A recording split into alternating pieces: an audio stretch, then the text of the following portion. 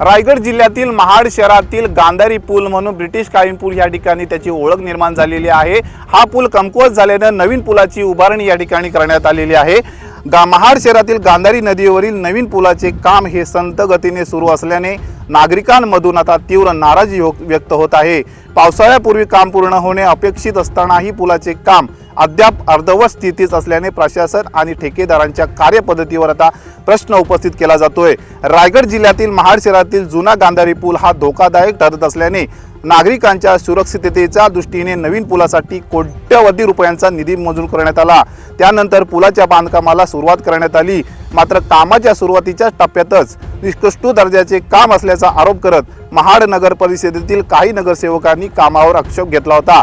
दर्जेदार आणि गुणवत्तापूर्ण काम करण्याची मागणी करण्यात आल्यानंतर संबंधित यंत्रणेकडून पुन्हा काम करण्यात आले, परंतु पावसाळ्यापूर्वी पुलाचे काम पूर्ण होणे अपेक्षित असताना आजही काम अर्धवट स्थितीत आपल्याला पाहायला मिळतंय।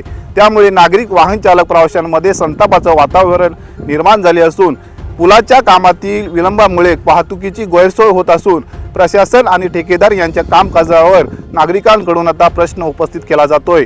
पुलाचे उर्वरित काम तातडीने पूर्ण करावे, नागरिकांना दिलासा द्यावा अशी मागणी आता जनतेकडून होताना पाहायला मिळते। नितेश लोखंडे, LS मराठी, रायगड।